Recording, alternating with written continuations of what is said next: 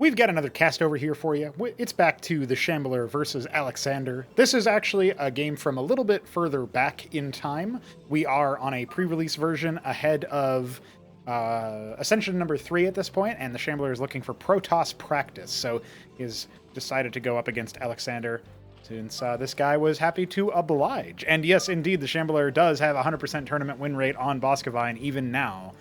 So remember that. If it is open, he will likely pick it. Who shall serve him with his first defeat? Well, maybe it'll be Alexhandr. Honestly, I have no idea. Now, Shambler does tend to submit replays where he wins, or if he loses, it's in a really silly way. So I wouldn't be surprised if he ends up pulling the dub here. Obviously, the experience advantage is his, but he is off-racing, and Alexhandr has been grinding out some games, so it wouldn't be the end of the world for my complexion and my understanding of how this game works and how the players are and what the meta is if Alexhandr was able to take it, or at least look competitive. And he will be going for a Hydrock Den first, and I will be going for a sip of water. It's not a sip of coffee, but you can change that at the link in the bottom right.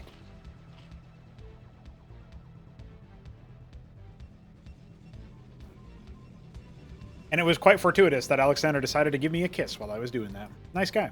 So the Hydrock Den is about halfway done, and a Stargate opener has been sighted by Alexhandr, so this will be an interesting game. We saw him do this against Biddy Bee in the Ascension 3 groups, so that's pretty funny.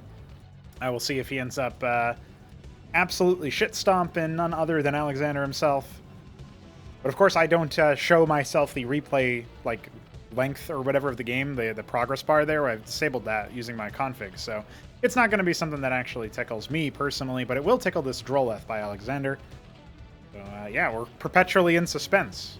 Not sure if there's been any worker tickling on this side. If he's not careful, he will lose that worker. Yeah, he's lost it. It's over, boys. Oh, or has he? He could body block. Oh my goodness. He lost it anyway. Well, I mean, at this point, if you're losing workers, how could you, man?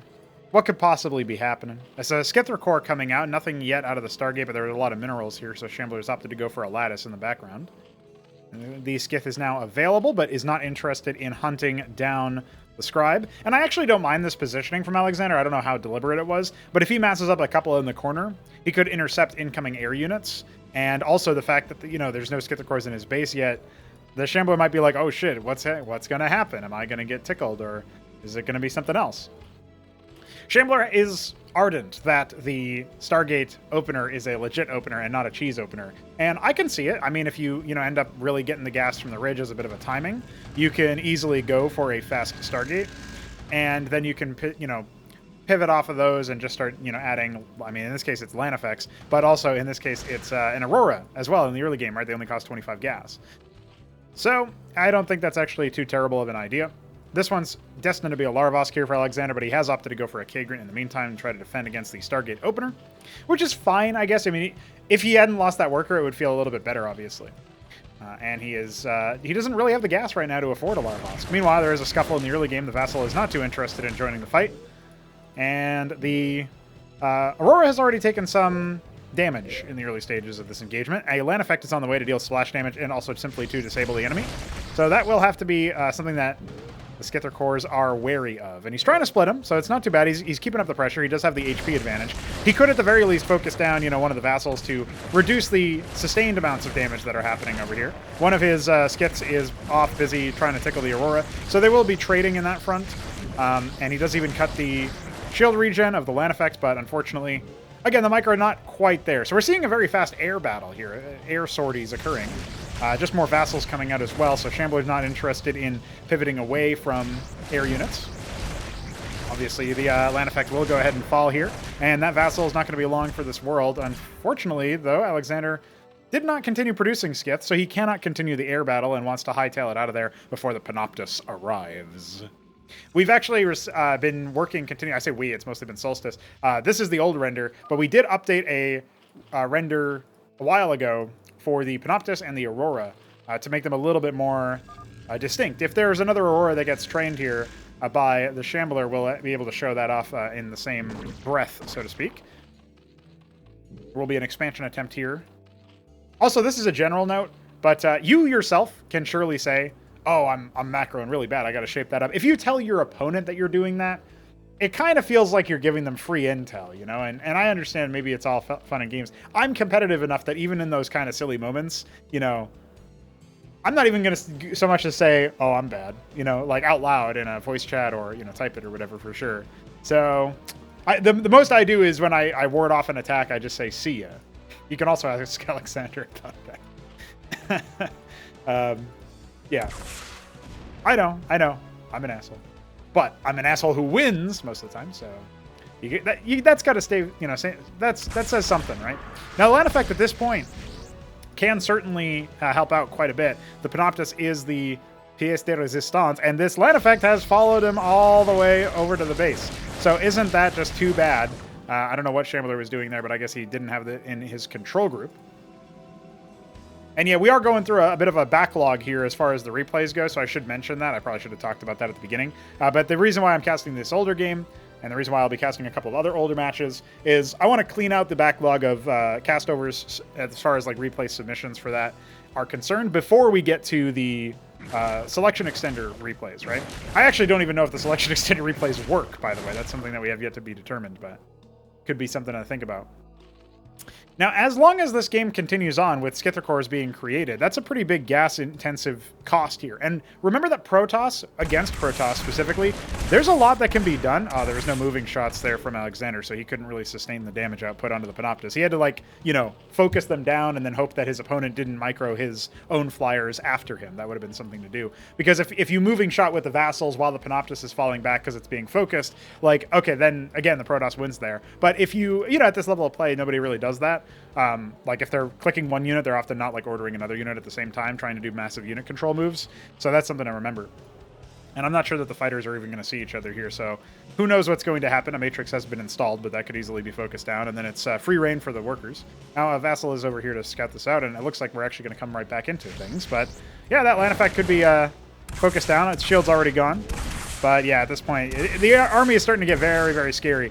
And against the point I was making about Protoss is they can specialize their army a lot easier than you can, but they can't access the massive amounts of units that you can, as Zerg or even as Terran for that matter. So at this point, you're actually going to start to see some Hydras come out. They are less gas intensive, and if I'm in this position, it sounds paradoxical. You can mass expand versus this strategy and just try to secure a fast tier 2 timing. Your opponent is, especially if you scouted this and found the second Stargate, your opponent's all in on the air strat, right? He's really going for it. So if you just get Spraiths, Hydras, and sort of limit your gas expenditure, you can get a lot of value from that. And we do see a Quasrock coming down. The other advantage of something like a Quasrock in this situation, you can mass Zethra cores, just charge on in. And yeah, okay, there's a Matrix, maybe there will be a couple, but okay, they don't have to bother fighting your air units, right?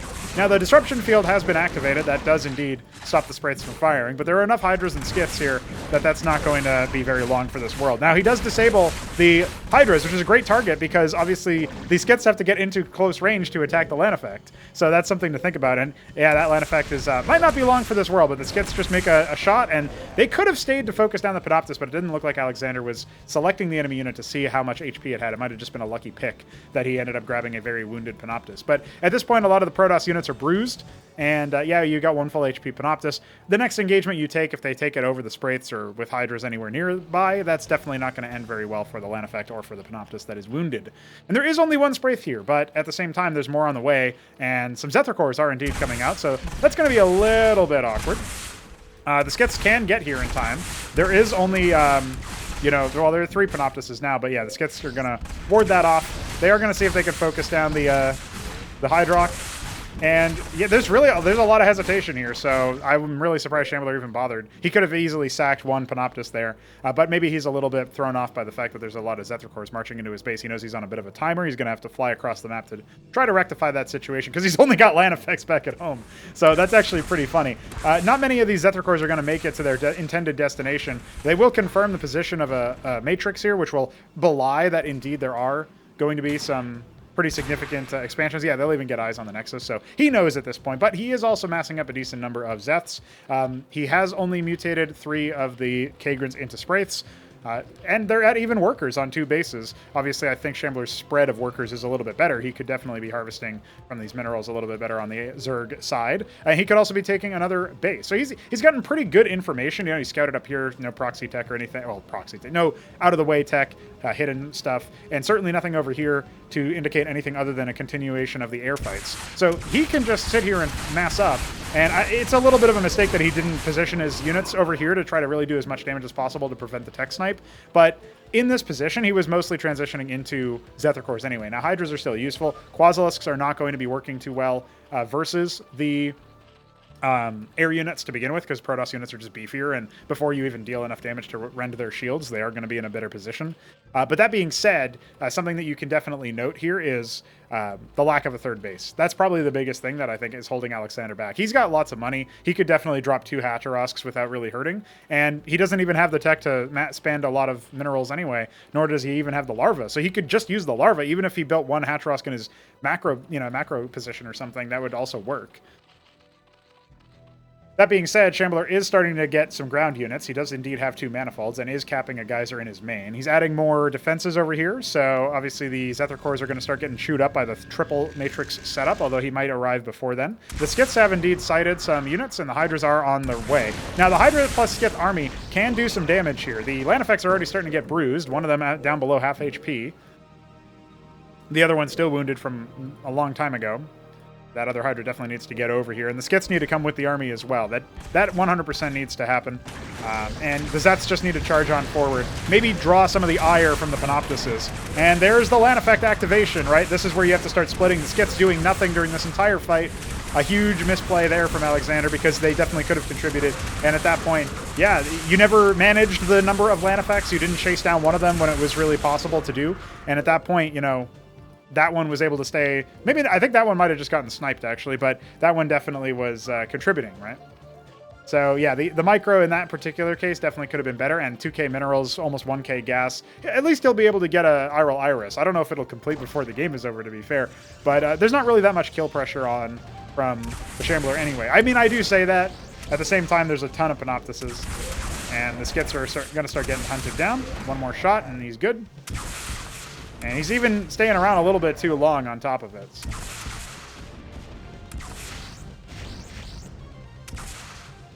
He does have some Hydras back at home since he did rebuild the Hydrock Den. And off they go.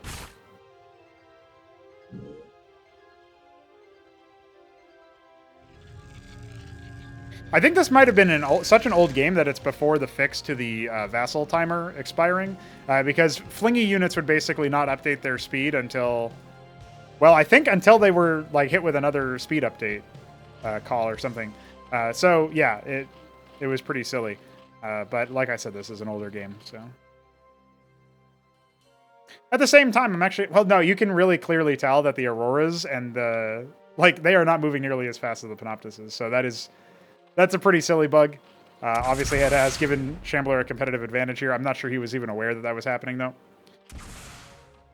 And in this particular case, this Hatterosk was dead anyway. There was no response or map pressure, or presence, rather, for Alexhandr. He had no real idea. So, with the Iral coming out, though, he can go for Vithrilisks, which would help him out quite a bit. That was something that I was going to mention, is the longer the Skith wars continue from Alexhandr, the slower his tech is, but as long as he has a decent number of them, he can upgrade his Hydrock into a Gorgrel and go for Vithrilisks.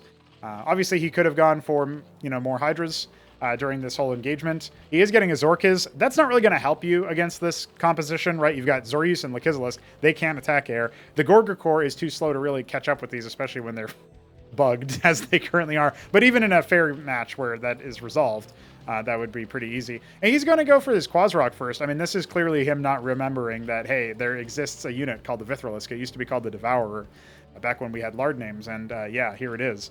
So maybe check yourself. Maybe get some work done on that, because that definitely would have helped him out here. That being said, the Quasrock will give him Lyrilisks, which have the bounce attack, will give him... I guess, because Calculisks are really vulnerable, but I guess they could work out pretty well. And yeah, I mean, Alexhandr is indeed down by 2 bases here. So down by double the worker count. That's what Shambler's got. So the victory. Well, he had to add toe there for the feet, you know, the feet fans. Only feet. That being said, okay, yeah, Alexander's kind of down in the dumps. He can cap his geysers if he wants to. I mean, he doesn't want to remain on 2 bases, but that would be something that he could do. But that's pretty. At that point, you really aren't banking any gas, and you don't really have much of an income because you just have the ridges, right? So that could be a little bit rough. It could be a little bit difficult to anticipate. He has confirmed sighting of 4 bases, of course. There's capping on the geysers all out the wazoo, although this one, unpowered though it may be, is not being harvested from. I promise you that's just a visual bug on the label. You can still harvest from it. It's really funny. I was experimenting to see if I could make it so that you have to build a pylon over it before nearby before you can actually build the aquifer itself. But obviously there needs to be more work done for that. There's a lot of Izira cores. So in a heads-up fight here, I think Shambler does not have the advantage. The problem is he's got the micro advantage, right? He can fly over his units and move a lot more stuff. He is starting to get some Bactylisks, but at the same time, it's at that very moment, Alexander realized he fucked up. He has to cancel all of those and now rally all of his units back and wish that he had the selection extender already. Yeah, as soon as he moves out, indeed. And that's sort of something that you can do, or you'll have to worry about when you're dealing with an army of, you know, air units that can indeed easily move around the map, get enchanted by vassals perpetually, apparently. And yeah, off he goes. He's going to start to try to snipe the tech. He doesn't really have the power to do this, I don't think, but I mean, as long as this land effect remains in position, that will indeed hurt. He has not remorphed these Kagrants, and his Izira cores can't really get close enough to do much over here. So he's going to start remorphing them now. They will indeed be focused down, at least one of them. If Shambler is savvy here, he'll even go ahead and deal with some of the others, but he's not interested.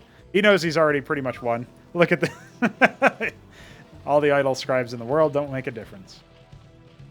Now, again, I think maybe at this stage, because this is a little bit of an older game, and I think Alexander has since discovered the joys of the Vithrilisk, at any point he could have mutated those, and he has the money to do so. So while I empathize with the fact that he's dealing with air armies and getting out-positioned, and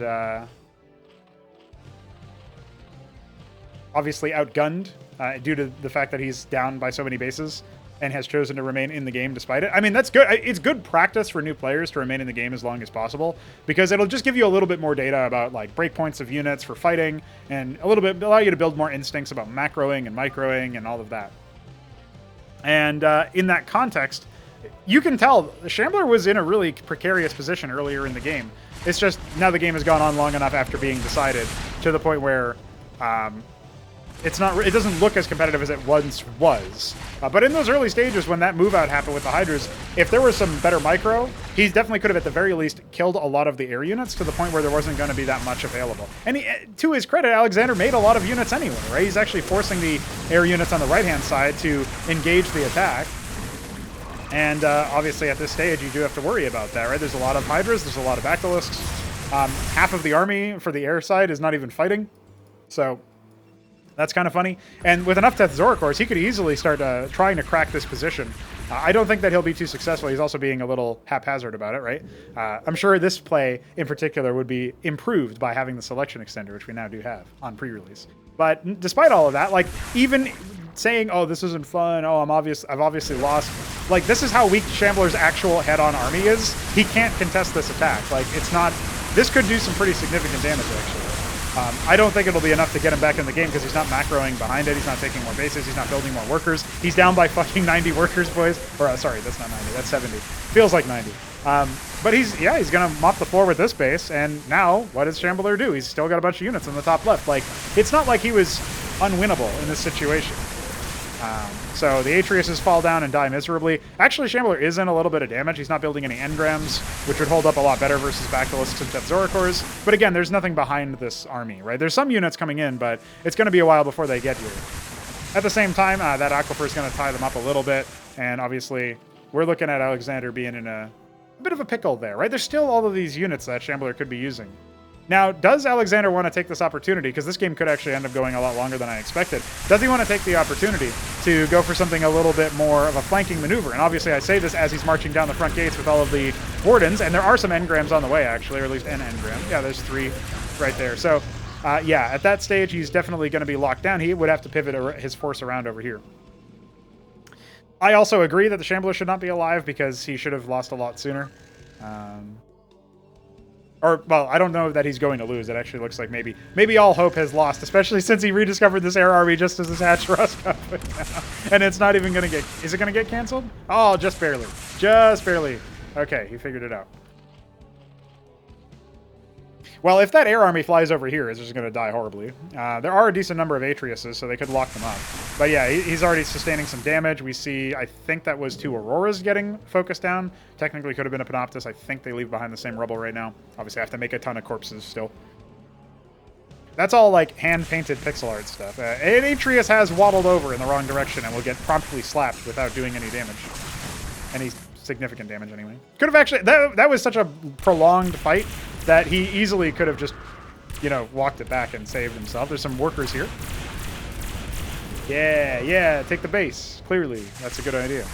What Alexhandr could have unironically done is loaded up some Kagrants and moved them over with Ovalets to start spreading Kagr over here, such that he could then use that to try to like contain his opponent. Start building some Circuits and some Spraiths, upgrading them into Scortriths and Speartiths. But...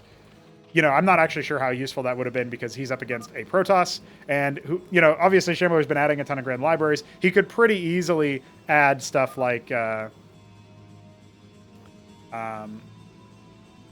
sequestered icon or something for Siege. So I don't know that it would have been super effective, but it's a thing. It's a thing that could have happened.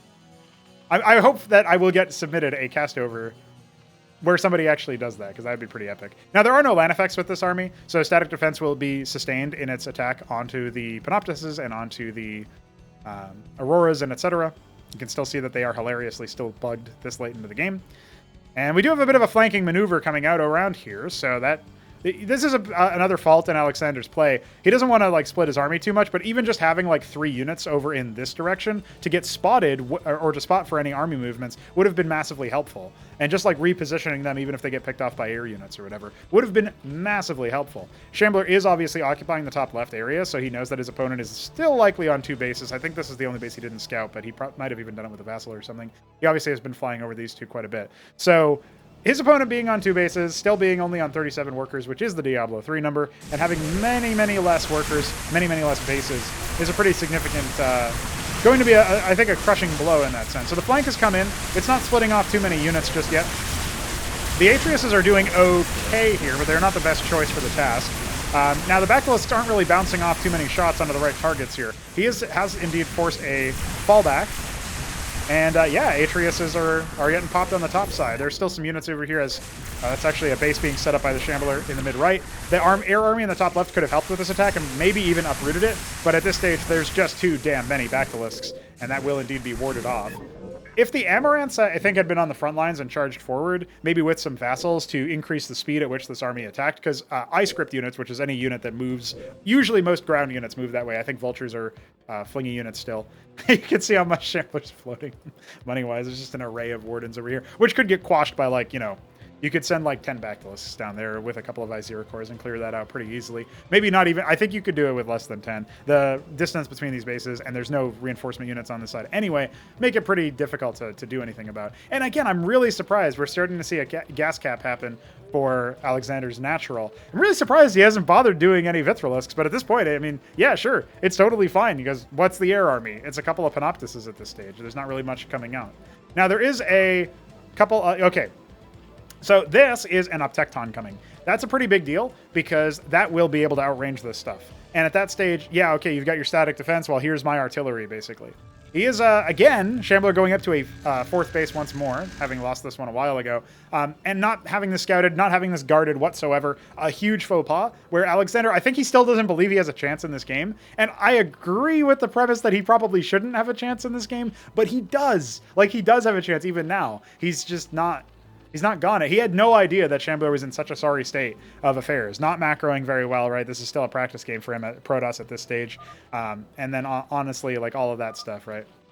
So, yeah, he's complaining that he can't punch through defenses. Okay, but you never even tried to attack down here even before there were any defenses. You obviously didn't try to contain this, so now there are a bunch of defenses.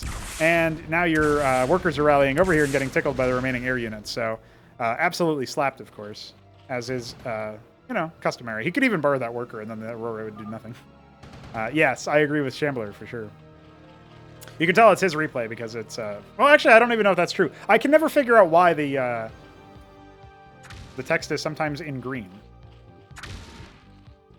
So now the tickling has begun with the Uptecton. What can you do?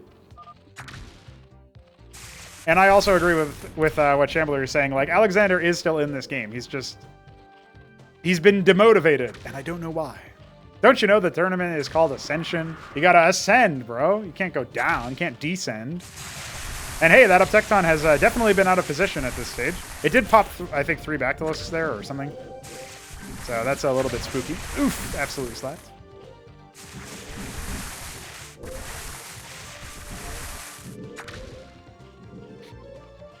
We recently fixed the bug, the long-standing bug, where if a hatching egg, like an egg that's playing the hatch animation, the birth animation of a unit, is in the middle of that animation and then it gets focused down, it would just vanish. We finally fixed that bug. I had a thought that we could probably fix it by doing some animation work, just like playing the right animation or something. And I did eventually get that working for eggs, like it was a very quick one-line change in iScript. However, DF went a step further and made it so that they play the correct death animation for the unit that is that it's hatching into. So if you hatch into a Droleth, it will play the Droleth death animation if it's killed during that hatch, which is great. So that's exactly what we want. Now we just need to do the same thing for the regression animation, so we actually leave behind a corpse of the unit that has been regressed. For obvious reasons, not just gameplay related to corpses, it's really important, right?